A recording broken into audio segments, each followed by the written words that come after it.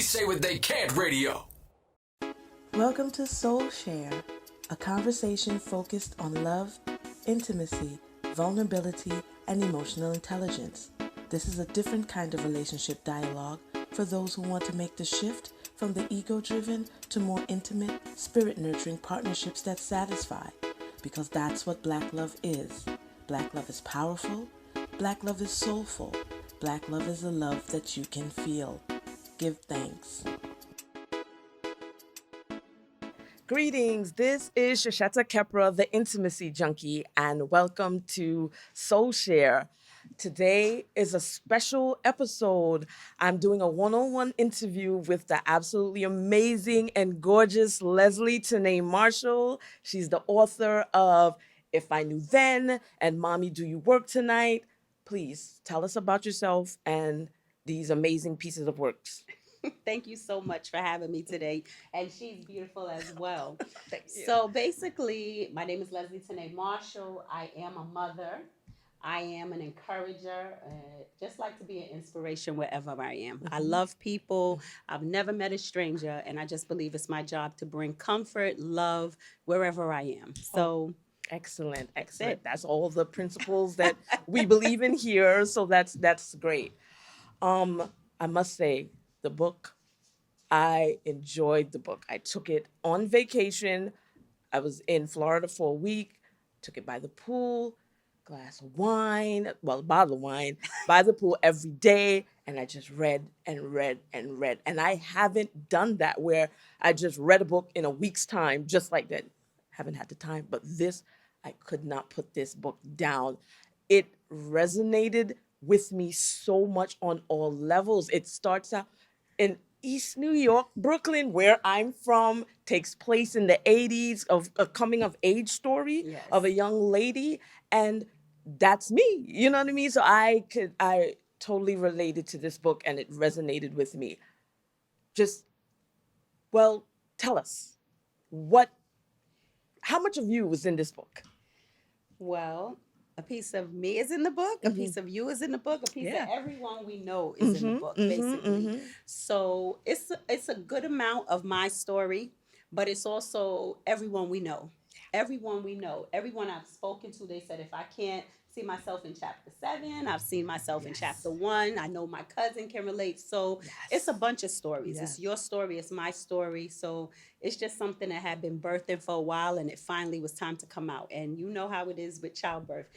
It's some good, it's some bad. So that's all the characters. It's like, I know that guy in the hood. I'm thinking like, do I know that character? You might have. Yeah, exactly. So what made you want to write this book? Okay, so this book started, I want to say like 17 years ago. Wow. I was working at a hospital, same place I wrote both books, if I could be honest.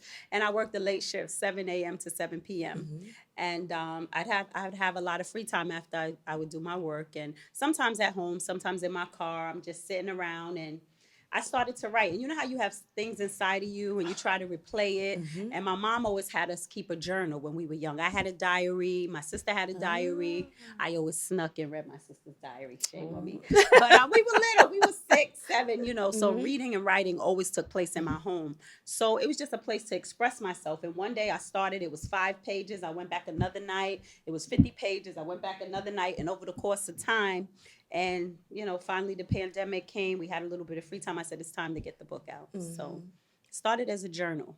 Wow. That was another question that I have. Like, did you pull from journals? You pulled from other sources, stories from friends and family? And because a lot of it also includes, the main character, like her relationship with her family and her friends and everything around her. So did you pull from, these type of sources?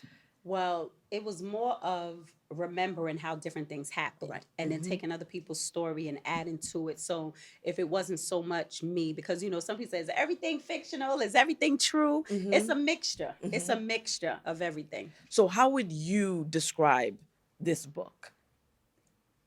I would describe this book as a book that anybody could write pertaining to their own life. Mm-hmm. This book basically is to remind us that it's not what you see now, it's Mm-hmm. what we've been through.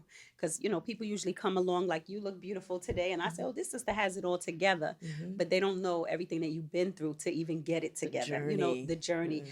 and how, and everything that you go through. Because, people see your glory, but they really don't know your story. And so I meet a lot of women. I talk to a lot of men. I have a lot of friendships. And when I hear different people's story, I say, wow, that is good. Somebody needs to hear that. Mm-hmm. So my hopes, and also part of the procrastination was sometimes you'll beat up yourself. You'll say, does anybody really want to hear this? Is this important? Will it even matter? My name is not known. Is somebody really going to care? But the response that I've gotten, with the reviews that I've heard from people, they said, I've had people to tell me they've cried. Oh, absolutely. It reminded them of something that they've been through. Mm-hmm. And so even to hear your testimonial of how it blessed you, things you told me before the interview, it makes the author feel good to say, okay, it was worth it. Yeah. It was worth it. So what is it that you want people to take away from this book?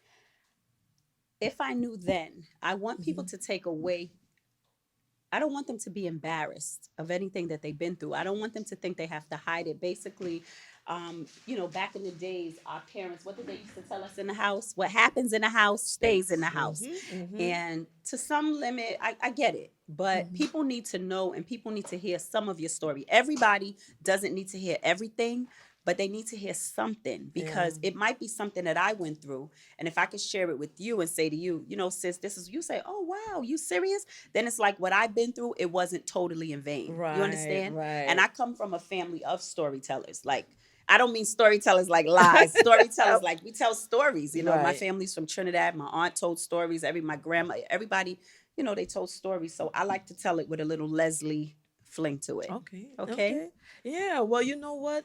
That's how we learn our history. Yes. Is by, telling the stories, and we know who we are because we know where we came from. And it's so important that, our parents be real with us about their stories. And I think a lot of times that's, doesn't happen as it should. Where, our parents don't tell us what went on with them. And then when you find out, you're sitting around the table, everybody's grown now, then the stories come out, and it's like, well, if you would have told me then, what you If I went knew through, then. exactly, we would have made different choices. And then you find out exactly how much we are just like our parents. It's true. Yeah. So, I mean, your Caribbean Trinidadian background is a major part of the story. And, being Caribbean myself, I could relate to a lot of those things. And, tell us, how did you, incorporate that, the culture, the so many secrets, that Caribbean people have, and they don't want everything to come out. And, what was that? What was that like? Did it pro, provide a hardship when you would, oh, maybe I shouldn't put that. Maybe I shouldn't write that, Well, I did take a lot of things out. Mm-hmm. I do have some people who, I guess they call themselves not speaking to me or distancing themselves, because I guess they never saw a Tyler Perry movie or some Right. other people's movie, that there's healing Yes. that comes through Yes. this. And even the things that are 100% true was never meant to hurt anyone. Right. It's just how I felt about certain situations, maybe somebody else that I drew from, some way that they felt. It really wasn't so hard, because I don't mind expressing myself. Mm-hmm. I have no problem with expressing myself, and I never want to make anybody feel bad. But my sister said it to me best. My sister Juju said, girl, write your book. She said if they wanted to be portrayed better in the book, they should have treated you better. And I can't hurt. I'm sorry. I know it sounds bad. And then, but these what? are fictional names. Come on, stop claiming your part. But you know what? It's, everyone isn't prepared to face themselves. Exactly. And a lot of people don't want you to tell your truth and speak your truth, because they're afraid of how they're going to come across in the narrative. But we shouldn't be afraid to speak our truth. We are in the era of authenticity, and everyone is speaking their truth. And you have, even if your voice shakes, you have to tell your story, and it's okay. And like you said, there's healing in telling these truths. So now let's just hope they'll get past these, challenging moments right now. How long has the book been out? Well, the book came out in September of 2020. I had an amazing book signing October 17th. It was awesome. And a lot of people came out mid corona. We were just protected. It was nice. And I started to still sit on it, but I was grateful.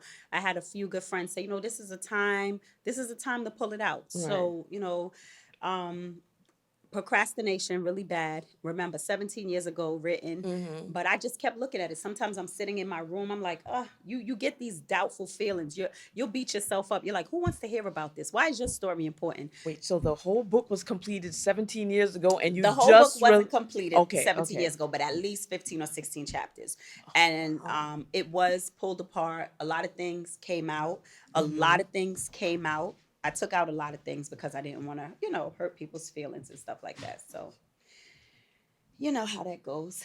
So, Well, a recurring theme that in this book was Yes. there was a lot, and this is what a part of a lot of young girls' story. Yes. There was a lot of sexual misconduct or inappropriate behaviors, and that's part of, like I said, a lot of our stories. This is true. And you were very candid or very descriptive, Right. in how you spoke of these things. Did you think that was important that you actually included these elements? Definitely. Which particular one are we speaking of? Wow. I mean, there is. Well, let's start with the main character, Symphony. Yes. You know what I mean? What she went through.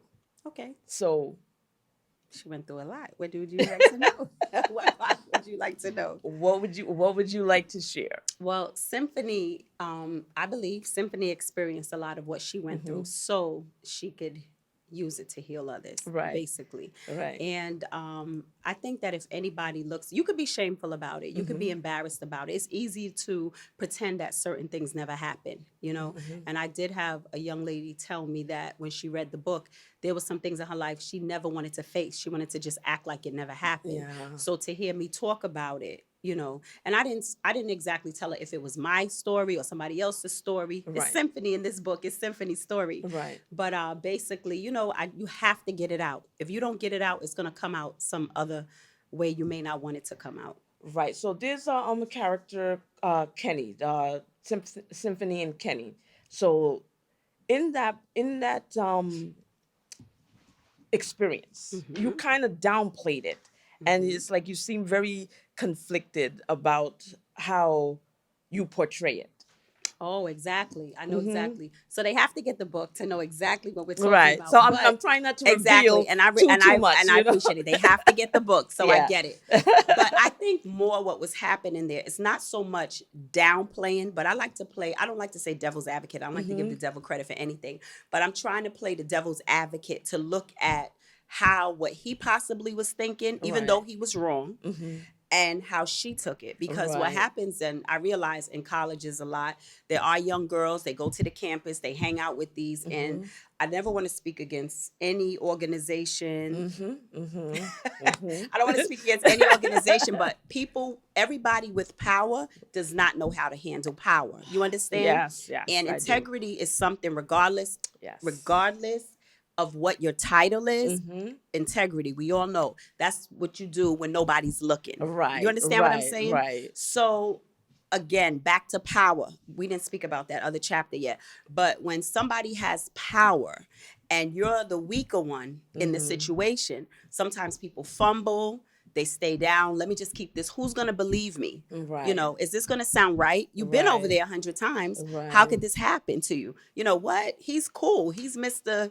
We hear it all the time. And he's in the spotlight. He's in the spotlight. He's the one that's well He known. drives a yellow Corvette. Right. Nobody wants to, Why would bring he- down that particular person. And, you go. and we see that now, play out in the media, where women are afraid to speak out because you don't want to be that woman that brings the brother down. There you And go. it's like, why are we trying? But we all know that consent is where the true. gray area is, and a lot of people just really doesn't, they don't understand what consent. And that's what it seems like the issue And in I that think story was the consent, and people aren't really clear on what consent exactly. is. And I think years later she realized maybe if she would have said something, Right. who knows if it happened to other people. Maybe they were 10, 15, 20 because, but like I said, in that person's defense, he was not that person before he joined that organization. You get what I'm saying? Right, So right. she ended up meeting two people. The person who he was before he got that stamp on his body. We'll leave it there. Yeah, yes. And that's where we'll leave it. So he was two different people, so. Okay, so there's also another incident You don't want to with get no more? You good? Thank you, bro. there's also another incident with Symphony, and it's with Symphony and Tony, who happens to be Her children's. her children's father. Yes. So, Talk about it, girl. Talk about it. Today is actually Tony's birthday. oh, is it really? Happy birthday, Tony. So you know that Tony is a true person. Today is cheers, Tony. You know what? In Aquarius, it makes sense. Today is Tony's birthday. That is awesome. Oh my goodness. Okay, so it's in my notes here, I see that it says you blame yourself, for his misconduct. I can't really say that. What happened was, it wasn't so much, I hope that's not what was portrayed. It's basically when you know better. I really believe that God sends warning signs, and I believe warning comes before destruction. And that's what happened. She saw things that she could have said, pink flag, pink flag, pink flag. And it was like, oh no, he can't possibly be that bad. Let me help him. Maybe I'll change him. She was in her 20s. She was young. Yeah. In her 20s. He's helpable.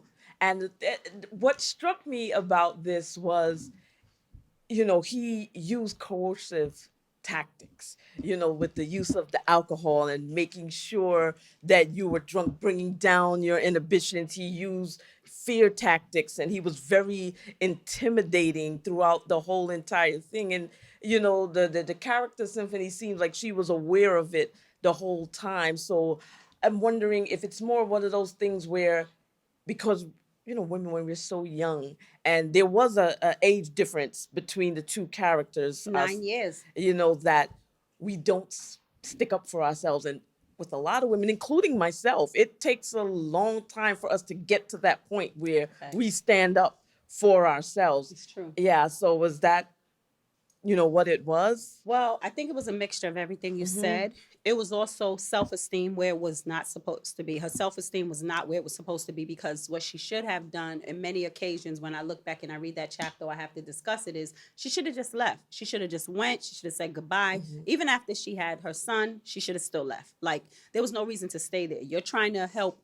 You're not a clinical psychologist. You cannot prescribe medication to a person that needs medication and Jesus. There's nothing you can do about that, okay? Go, goodbye. If it was me looking in, it would have been easy for me to tell somebody to go. Right. But unfortunately, I am a person, when I love you. And I thought that, it's supposed to be reciprocated. At that time, I felt, and that is definitely me, okay? I felt that, you stay, you help them, you show them how to love, and then they'll love you back. But again, everybody cannot love if they've never been shown love. And you can dish it out. You can serve it on a plate this high. Yeah. They're going to take the plate and throw it right back at you. Absolutely. But there's also other characters where you detail different sexual misconduct as well. Harper and Tommy. So I think Harper, if I remember correctly, is the sister of Symphony. Yes, and Tommy. Yeah. And that was also another dynamic where it was an older man, and like, what was the age difference between those two? I want to say maybe 5. It could have been 7. But the thing about it is, she was still a minor and he was, Right. older. So he was, and I was looking at that today, and I was thinking the fact that is one good thing I could say about Harper and Symphony. They just had an intelligent father, and they loved intelligent men. You were not going to have a dummy come along and conversate them. Not to say you want to be knocked off your boat by a dummy or an intelligent person, but it's somebody can come and swoop to you. You're talking about books. You're talking about things that matter. Right. And then, but a wolf in sheep's clothing. You could be talking about something, but if they have an ulterior motive, it doesn't matter what you're discussing. They're going to use that, you know? Right, because I think the Harper's character was what 15 or Right. 15 when Correct. she got involved. So, Mhm.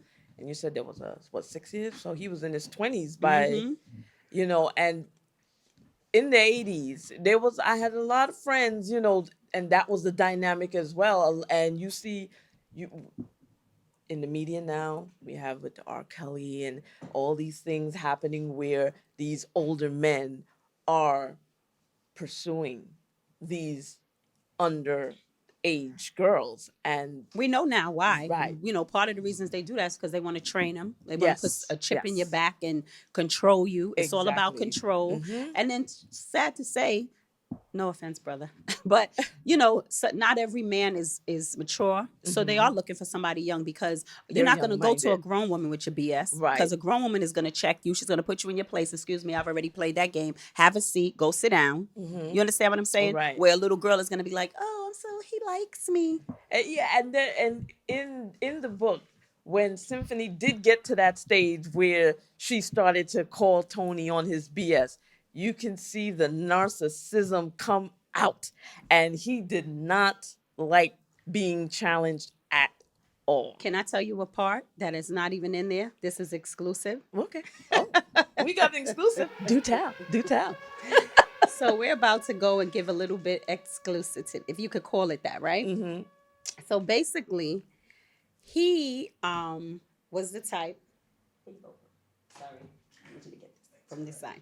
So basically, he was the type that if he went out and somebody came to him and said, you know, Symphony had on this dress today and it looked really good. You could see her. Oh, she was out there. You know how the guys talk. Oh, I saw your woman today. She's fine. She looking good. She had on this and that.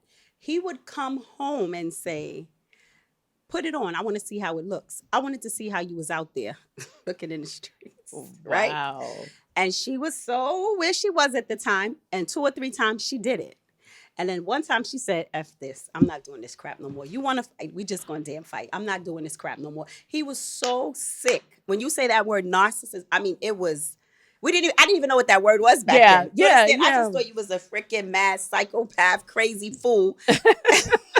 And he comes and he's like, I heard you had on this black and white dress today. And I heard it was showing your ass. Get in there. Get in there and put that. I want to see how you walk in the street. How my friends saw you. Like, it was like, what have I gotten myself into? No. Psychopath.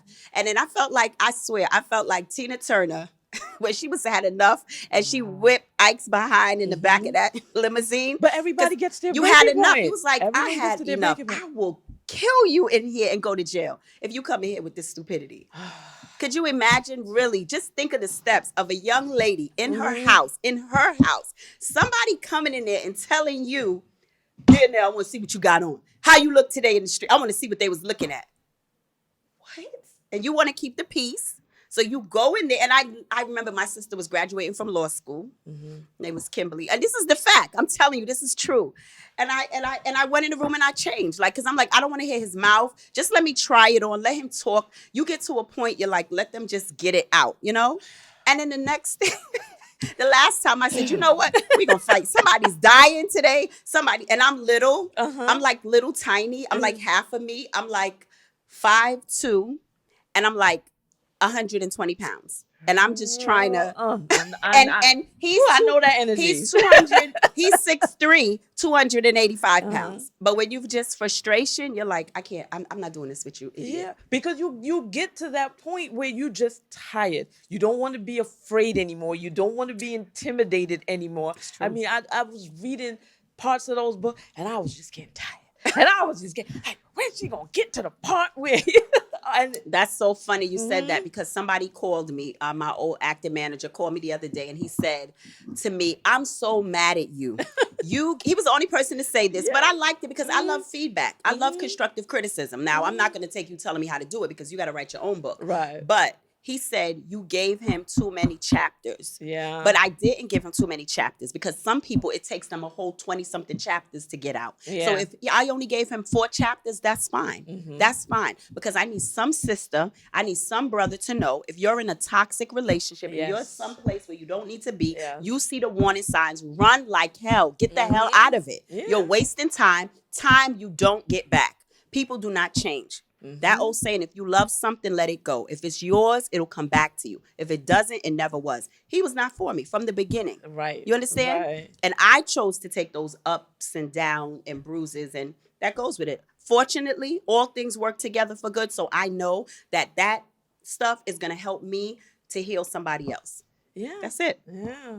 And I'm so glad and I'm grateful that you learned the lessons and that you wrote this story so that any woman who reads this knows that you can get out, and you don't have to stay, and there's no shame in staying until you get to that point where you are strong enough to leave, because we see what happens when people leave before they're ready, and it just and it.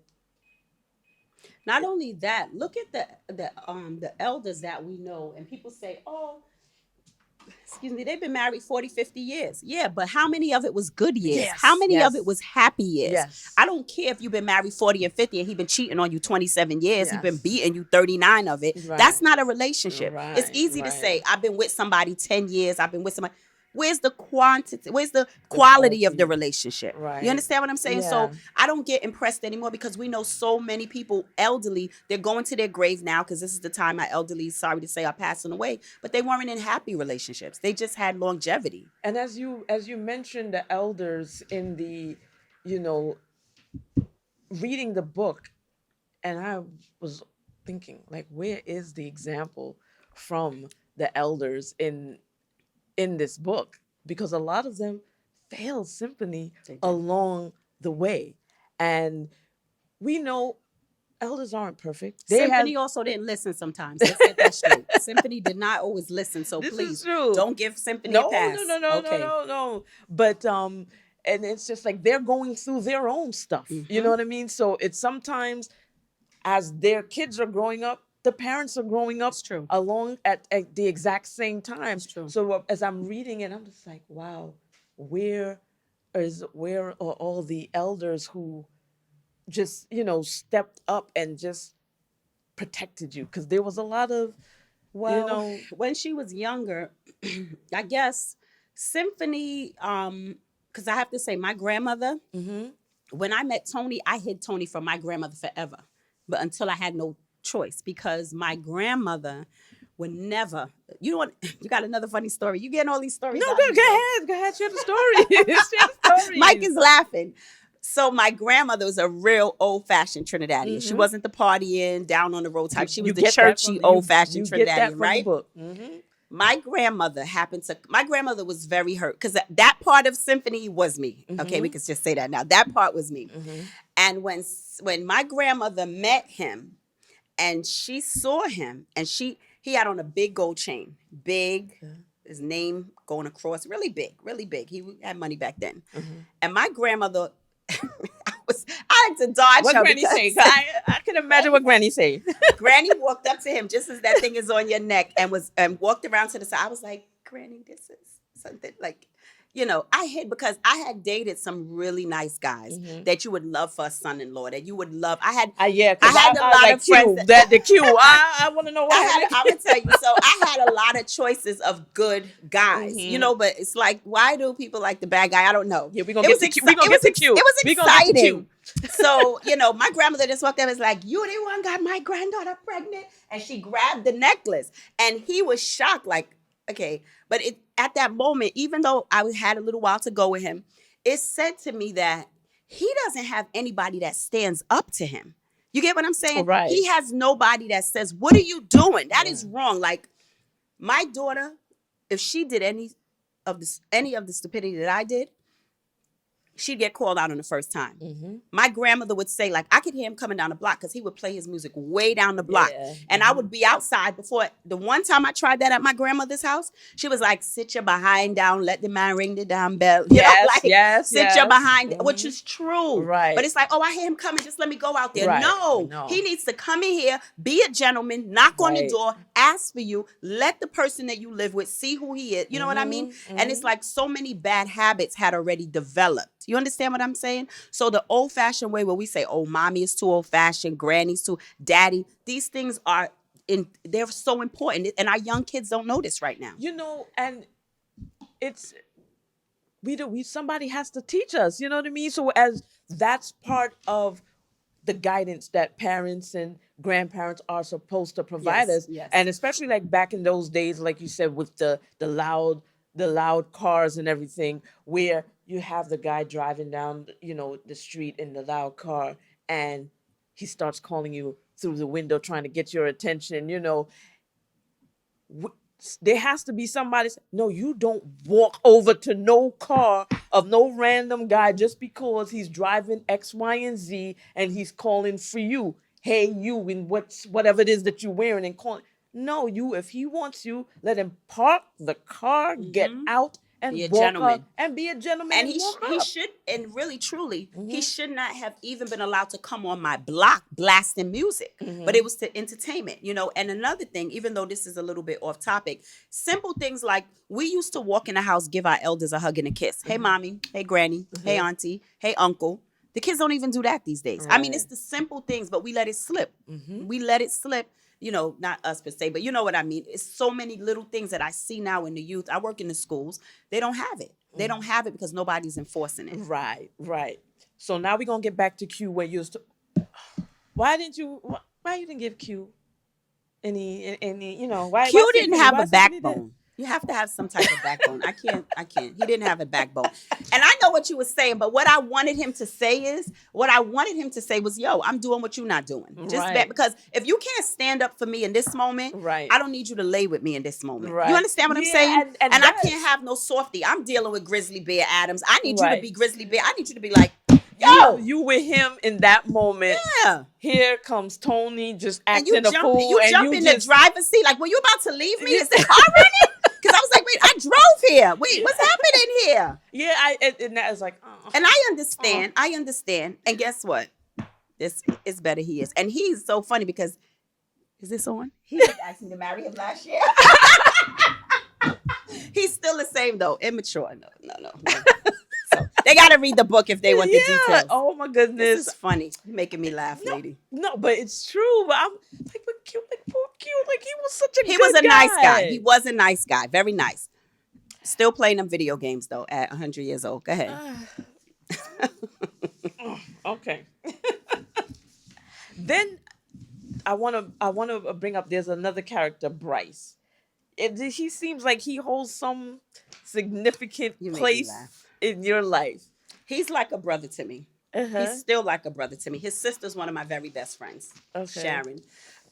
His real name is Courtney. Oh, his real name is Courtney. Okay. This is true. Okay. This part is true. I'll tell you the truth. I'll tell you the truth. Okay. Exclusive from the author, right? Courtney is a great guy. He's like my brother.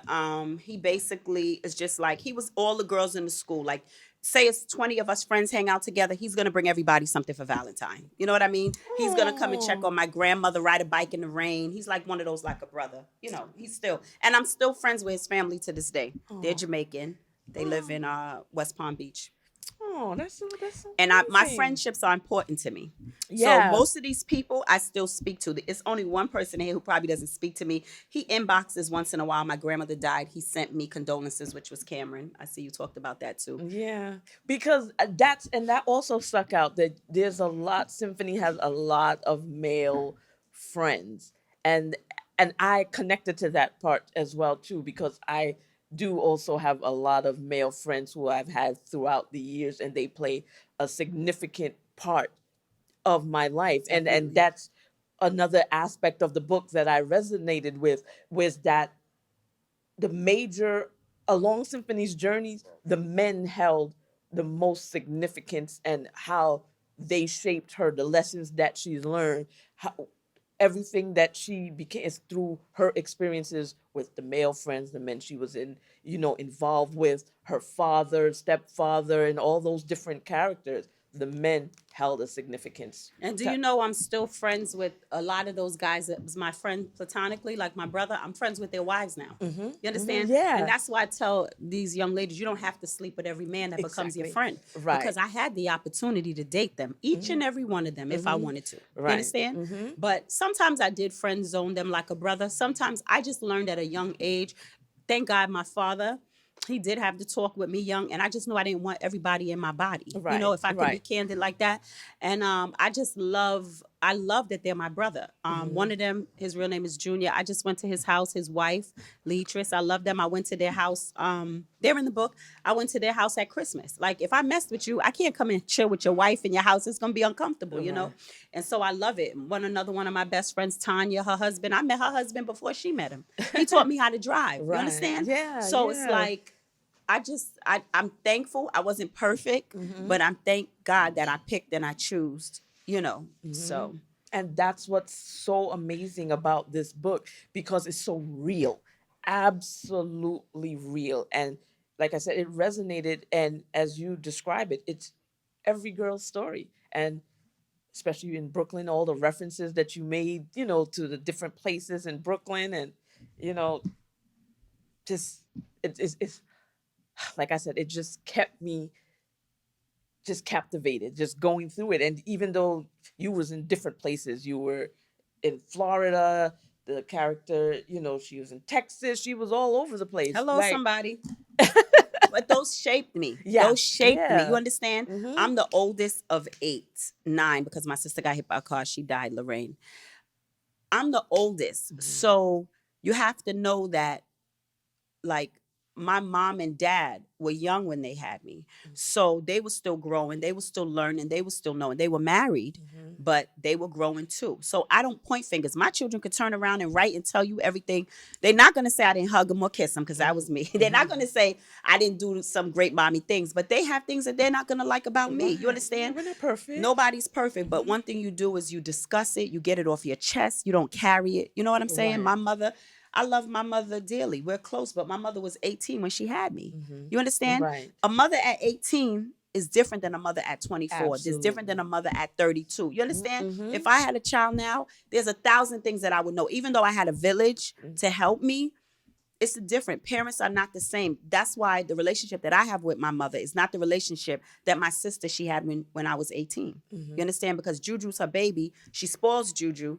I didn't get that. I did get spoiled from my aunts and my uncles and everything, but I mean, Juju and her relationship, she's not the same as she was, She with me. tired. That's what it is. They By the time they get down to the last it's one, a whole different it's a whole ball game. different Here, parent. Juju, here's my credit card. Wait, hello? What, can I want something? Yeah, my mom had 6 girls. So, 6 girls. What a time. I love it. Yeah, so what my older sister got, the baby my older sister, she practically raised a lot of us. So Nice. it was like, she's the one that combed our hair and Nice. did all those type of things. So by the time it got down to my little sister, my mother was, like you said, tired and, oh, here's a credit card, she's spoiled. And then my grandfather spoiled her too. So I know what that's like. One of my grandmother's friends, Glenna, she used to say, Leslie's never going to have a baby, because I always had a baby on my hip because I was the oldest. So I always had a baby. I was changing Pampers. And like the first 4 or 5, they were like my little babies. And then, like you said, I went to Texas. So one of my little brothers, he kind of like looks to my next sister as his, because he doesn't remember. He doesn't know I was there for his first 2 or 3 years. So he likes to say, oh, she raised me. He doesn't know I did the work for the first 3 years. And I just laughed to myself because Negro, I had all of y'all in the daggone. I was the one, I was the big sister. It is what it is. And that's why I say, how would it have been would I stay? But, I'm glad my mother sent me to those places. In Texas, my uncle and my aunt, they've been married 60 years, 60 plus years. He's still taking care of her. She's getting a little older now. But my point is, I witnessed what it looks like to have a good marriage. Right. I know that good marriages do exist. My uncle never went to bed mad at his wife. He never sat down to eat without her. They never went to bed without each other. You understand? And they're still going. They're in Pity Valley, Trinidad right now. He's with his wife. So he's still holding her hand. He's still taking care of her. He's still loving on her. I would have never witnessed that. And my mother told me, she said, I wasn't trying to get rid of you. I wanted you to, who knows? Because somebody else that read the book said, maybe your mother was trying to get you away from the madness. You understand? Yeah. But she said, I wanted you to experience different things. I was the oldest niece. I was the oldest grandchild. So when my uncle was going to Florida, I'm taking Leslie. Everybody else sitting on the block on the stoop. I'm out of here. Don't just look at the bad, honey. I had some very good experiences. I was jumping on planes. They bragging about Stan Smith sneakers, but I was getting on a plane. You understand? I didn't have every lead gene that I want, but I was able to travel when some of them still haven't been on a plane. They still sitting on the block. Well, that was another thing that stuck out in the book of I know you and your fashion. You know? Like you was mad that your fashion. Mad as hell. What is that about? What is that about? Because, you know, I should have bought those sneakers up here. You would have seen, I have them in the trunk, right? It's like my mother, it's like there was these sneakers I wanted, right? And I just saw them in DSW and I bought them. I was so happy to see them 40-something years later. Which sneakers is 30-something. You remember everybody had this Reebok and they had like on the side, it was just different colors, baby blue. You mean 5411s? No, not but the ones without the top part. Not the one with the top, not with the one with the straps. The Velcro? Just the regular. No, without the Velcro. Oh, right. Are those still 5411s? Girl, I didn't have them. I can't tell you what they was called. Oh, 5411s. 5411s, but not with the Velcro. Oh, okay. Just the regular. Yeah. So I always wanted, they were baby blue. My mother went and found a pair like, Ma, who would do that to their kid? I think my mother but I can't excuse my mother because my mother was a fashion queen. My mother, if you pull out her pictures, my mother was a fashion queen. She's like, you don't go to school for fashion. You go to school to learn. Yes, exactly. Not in New York City. That's true. Not in New York City. Stop playing. That is not funny. And it's just like, you said it before, the bullying part. It brings up bullying because now that's what I do with my job. You know, we go around the schools and we would tell kids about bullying and teach them about, and it's important because you have kids come up to you and say they're being bullied and it's a serious feeling. Like some kids have committed suicide behind that. Oh, I know. So it's serious. And then remember back in the days in the 80s, people came from Haiti, we like Haitian sensation. We used to make fun of Jamaican, like all of these, nobody, it's popping now. I'm West Indian, but it wasn't back then. They were like, we just got off the banana boat.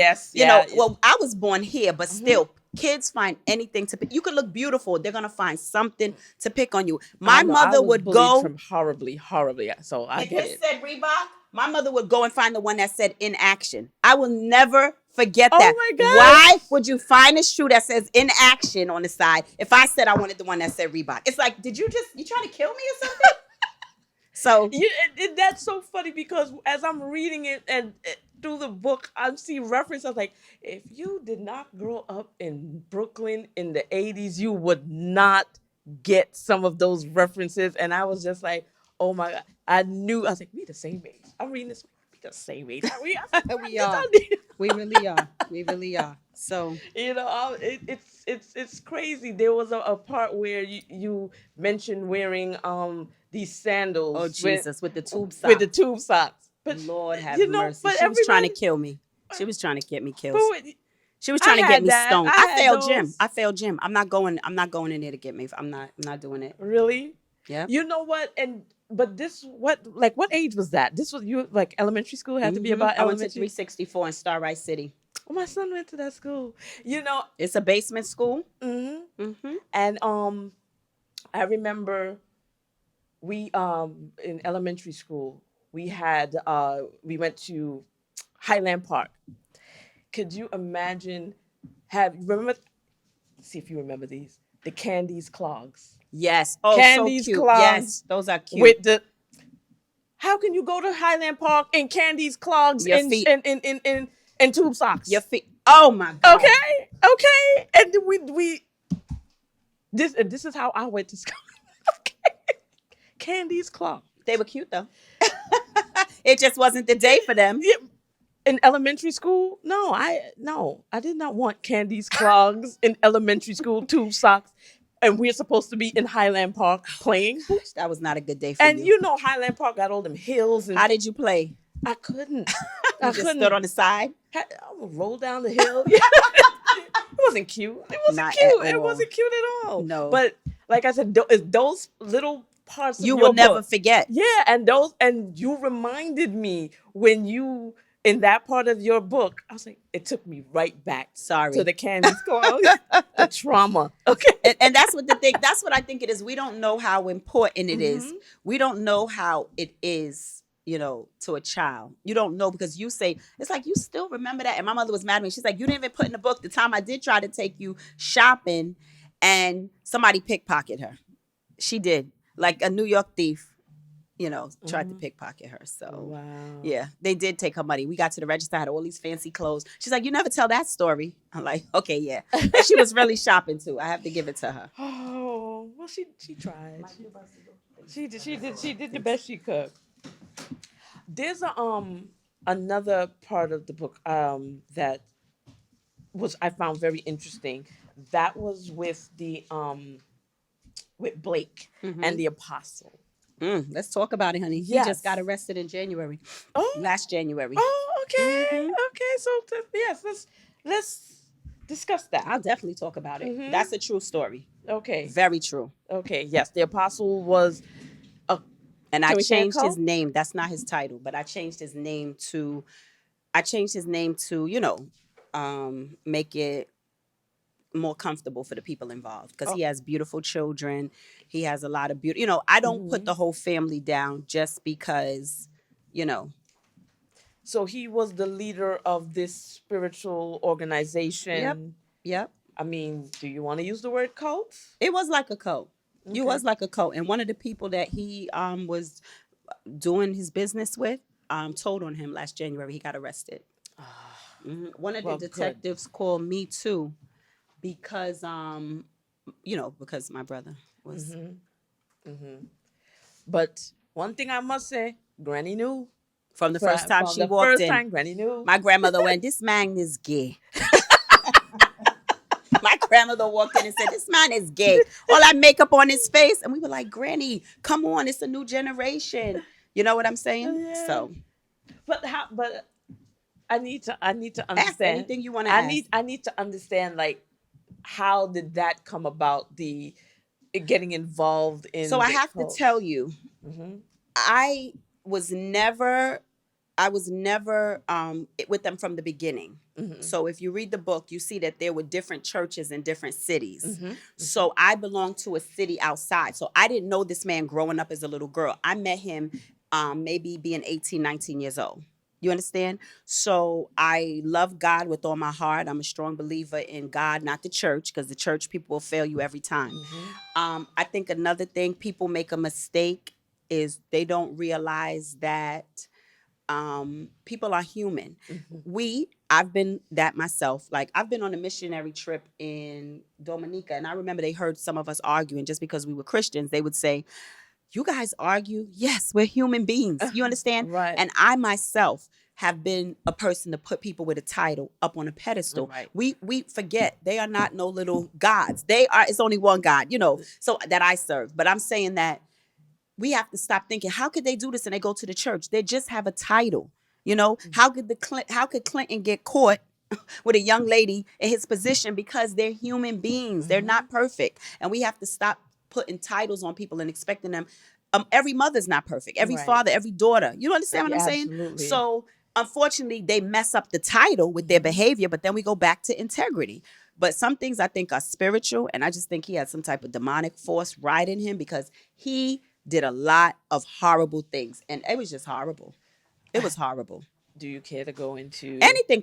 I could talk about that A to Z. Anything you want to ask me about that, honey? So the character Blake, and nobody called him out. Well, you did. But The remember, character my symphony. brother was the least of it to go through that. Okay?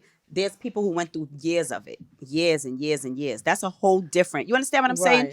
Right. We just got a little bite like this. Yeah. There's people who went for that for 30 or 40 years. He attempted. Right. You understand what I'm saying? There's a difference than an attempt and me living with it day in and day out. Yeah. You doing it to the students that go to your school. And you're the there was a principal. school? He had a school. Yeah, honey. I'll take you online and show you. Uh-oh. Uh-uh. So Go this ahead. is 30. So this is just like what This is everything that's true. coming out. Yeah, he just Like, got arrested in January. That's why I'm so glad my book was out. Was in the way to be out. He just not this January. This will make a year he's in jail. so he went through the trial and everything. No, because of So he, COVID and everything. okay, so he's awaiting. He's in jail awaiting trial and Yeah. yeah, But it's horrible. But he affected lives and lives and lives. It's absolutely, horrible. absolutely, and it's so disappointing to see that people that we trust and in these positions take advantage. That's horrible. Yeah, and then it's with children on top of that. All of that is horrible, but what makes it worse is then you destroy people's lives that's trying to have a relationship with God. Because then they're like, to hell with God, F God. This is what God got people doing. Right. Because Right. now you got, he's a child molester. We can't say it. But this is the hard part. Say you're my professor and you've taught me for 20 years and you have taught me so many great things. And you've taught me just everything that I know. And then I learned this horrible thing about you. Is everything you taught me null and void? You understand what I'm saying? Right. That is still, I have practices that I practice today that man taught me. You understand what I'm saying? Great ways. He was a genius. He is a genius. That's how he was able to do this corrupt behavior And for manipulate. so many years. Manipulated, narcissists. Oh, please, they're all over the church. God forgive me. But they're all over the world. They're all Yes. over our house. They're on our jobs. But the problem is when they're in the church, we expect more. Right. We expect more. I expect you to do more. I expect you to be more. You wear a different hat. But we have to remember they're human. They are human just like us. They have feelings. They have emotions just like us. Now, I was disgusted with him because he had been doing it for so long. I was disgusted with the people that was around him because nobody was saying anything. There's no way you didn't know this man was raping little boys. There's no way you didn't know it. It's like, it was obvious. But where have we seen that before? Everywhere. Okay, where have we seen that before? Everywhere. And that's how they're able to get away with it for so long is because they have that whole system and team of enablers. But I have to tell you, people did report him 3 or 4 times, but he was very popular in the city, very popular. So the case would go to the court, and and they'd be like, "Oh no, that's not true." Somebody always knows somebody that works somewhere, and they would get rid of it. And you where understand? have we heard that before? And they would get rid of the information, And it's heartbreaking because he has beautiful children. I love them. I was friends with them for years. I'm surprised they're still my friend on Facebook. I said they must have read the book, But and that's the part that people say, "Oh, well, how could you speak good of him?" Because this man was so intelligent. You understand? This man taught me so much about the Bible that I never knew. You understand? Yeah. But somebody could teach you about the Bible, honey, and be out there killing people, Of raping course. people. So I just hate that it messes up people's relationship because some people say, "To hell with God, I don't want to go to church. I'm not."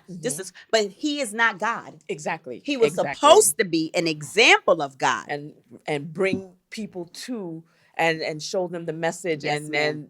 Yes, and he ma'am. just ruined it. Yes, he ruined it because my brothers, I don't think, like, they just went off in all kind of different directions. In church, they were like, to hell with it. My mother couldn't force them to go back.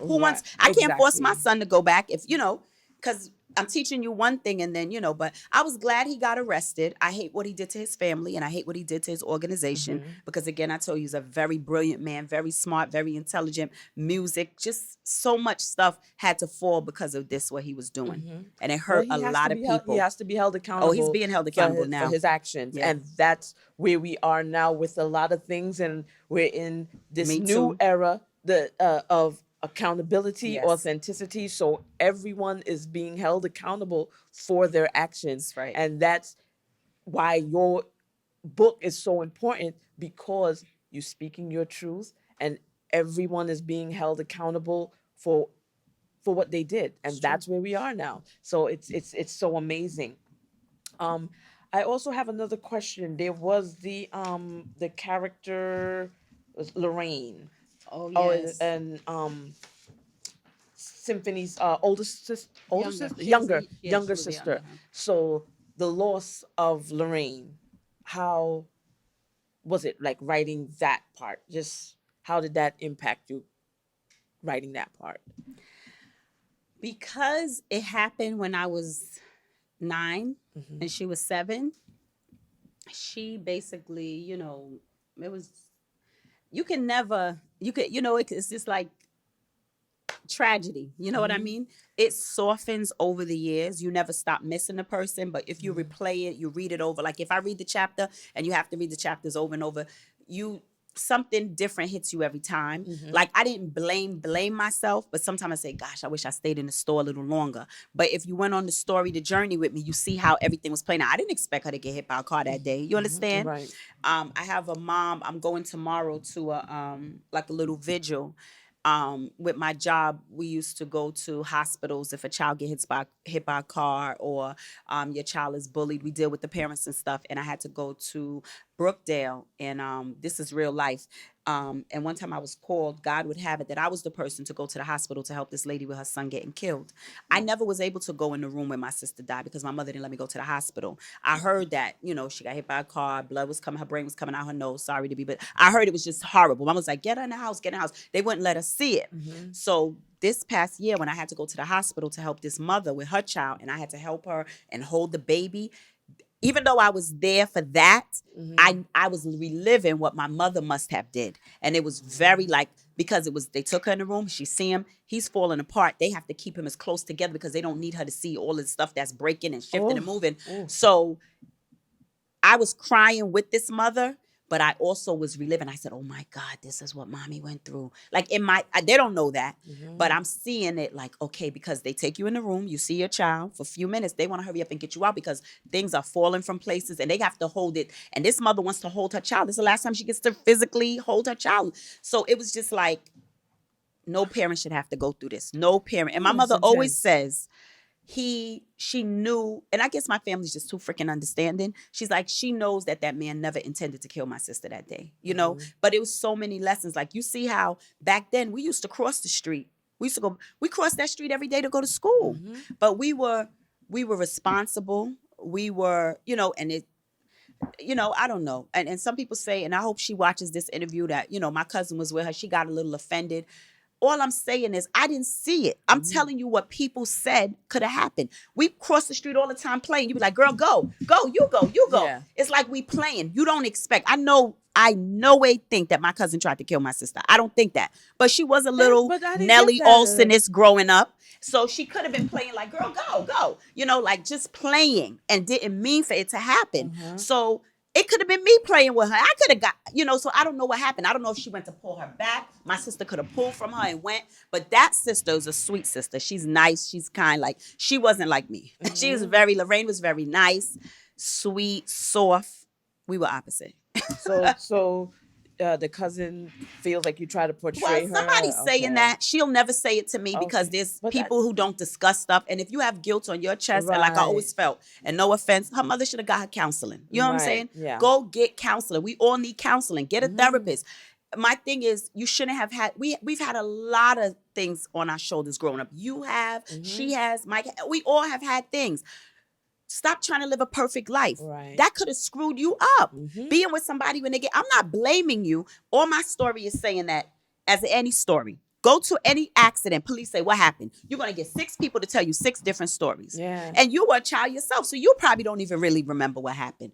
We never had that discussion, but a family member told me, that she said, I feel like she's holding something again. I can't. The girl is dead. I'm not holding that. You know what happened, or maybe you don't know. But I did think one day I was taking a shower. I said, did I ever ask her what happened? I never asked her, we've been close cousins growing up. I don't have, but I don't put that on anybody. I just say, I guess God's will, it was her time. Yeah. You talking about Paula? In the book? Yeah. The kid got hit by a car. Yeah. Oh, yes, She was my sister too. Yeah. I thought you were talking about the guy, the little boy in the hospital that got killed. No, I thought you were talking about. No, I'm talking about our sister. Okay. Yes, I'm talking about our sister. Yeah, I didn't want to throw it out. Yeah, that's his sister too. So yes, I'm talking about. So I feel bad for any parent that had to I feel bad for anybody that had to lose a child. That's horrible. I feel bad. And then there you go with saying you felt like my mother was, a little bit like she lost a child. I don't make an excuse for anybody, but it's something like.